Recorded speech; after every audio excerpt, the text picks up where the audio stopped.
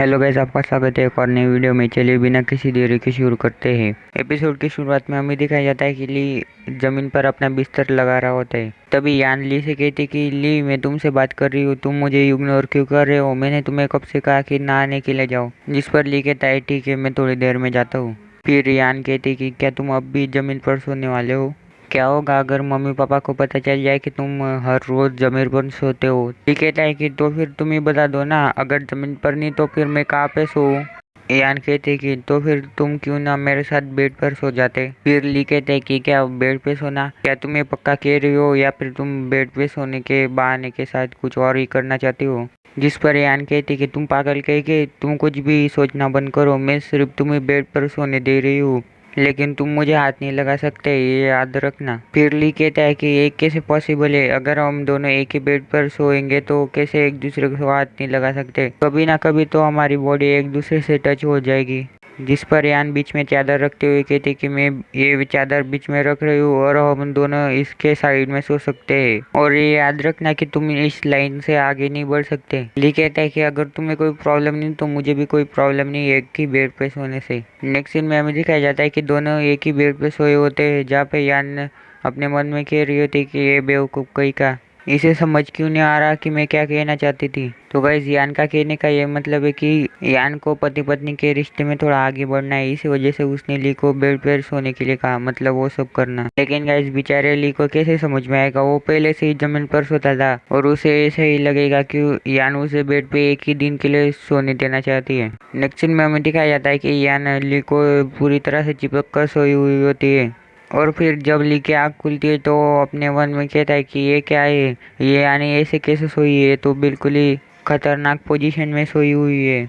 उसके बाद यान की भी आंखें खुल जाती है और कहते कि ली, तुम ठगी गई कि तुम ऐसा कैसे कर सकते हो? फिर ली अपने आप को बचाते हुए कहता है कि इसमें मेरी कोई गलती नहीं है, मैं तो बेड के पूरे कोने में सोया हुआ था। कह सकते हैं कि गलती किसकी है? बेचारे ली ने तो कुछ किया ही नहीं। फिर यान कहती कि ये सारी तुम्हारी गलती है, मैं हमेशा आराम से सोती हूँ, लेकिन आज तुम मेरे साथ सोए थे। उसके बाद ली कहता है कि अगर ऐसी बात है तो मुझे रोज फिर बीच में ही सोना होगा, तुम इसके बारे में ठीक से सोच कर देखो।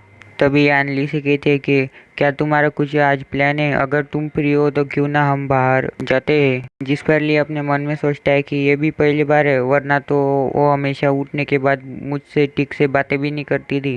और फिर ली यान से कहता है कि आज मुझे हॉस्पिटल जाना है और उसके बाद मुझे मेरे क्लिनिक पर भी जाना है। उसके बाद यान ली से कहती है ठीक है, लेकिन महीने के आखिर में तुम्हारी क्लास की पार्टी है और उसी समय हमारी क्लास की भी पार्टी है, इसी वजह से उन्होंने दोनों क्लास की पार्टियों को मिक्स करके एक रियूनियन आयोजित किया है। क्या तुम वहाँ पे जाओगे? जिस पर ली कहता है कि ये तो टाइम पे डिपेंड करता है कि मैं आऊँगा या नहीं। उसके बाद नेक्स्ट सीन में हमें ली और उसके पापा दिखाए जाते हैं, जहाँ पे ली कह रहा होता है कि डैड, मैं हॉस्पिटल जा रहा हूँ और आप बाद में मेरे क्लिनिक पर बाकी वर्कर को बुला सकते हैं। जिस पर ली के पापा कहते हैं कि तुम हॉस्पिटल जाओ और अपने क्लिनिक की जिम्मेदारी मुझ पर छोड़कर चले जाओ, मैं सारा काम काज देख लूंगा। तभी वहाँ पे ली की सास आ जाती है और कहते हैं कि ली, तुम हॉस्पिटल जा रहे हो ना, तो फिर मुझे भी ले चलो। ली कहता है कि हाँ ठीक है।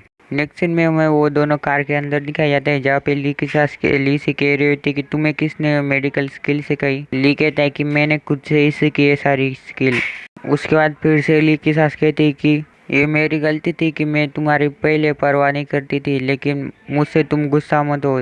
अपनी सास की ऐसी बातें सुनकर ली अपने मन में सोचता है कि शुरुआत से ही ये औरत मुझे हमेशा ताने मारती थी और मेरी बेइज्जती करती थी, और वो अब मुझसे मीठी मीठी बातें कर रही है क्योंकि उसे मेरी कीमत पता चल चुकी है।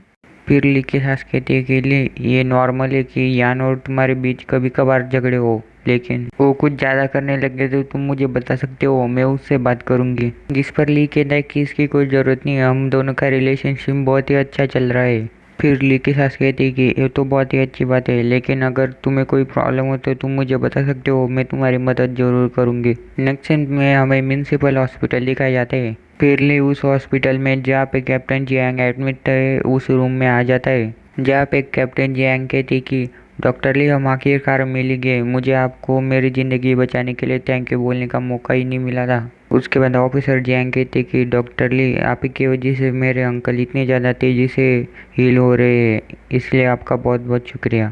तभी ली कैप्टन जैंग के पास चला जाता है और कहता है कि मैं आज आपका यहाँ पे चेकअप करने के लिए आया हूँ। मैं कल सेक्रेटरी टैंक से मिला था और उन्होंने कहा था कि वो बड़े ऑफिसरों पे जोर दे रहे हैं कि वो इस किलर को पकड़ सके। जिस पर कैप्टन जैंग गुस्से में कहते हैं कि वो कमीना कहेगा, उसने इतने सारे मर्डर कर दिए और मुझ पर भी हमला किया, मैं उसे मेरे हाथों से ही पकड़ूंगा। जिस पर ली कहता है कि कैप्टन जियांग आपको शांत होना होगा, आपकी कंडीशन अभी ठीक नहीं है, आपको पूरी तरह से तंदुरुस्त होना होगा, उसके बाद ही आप कुछ कर सकेंगे। खत्म।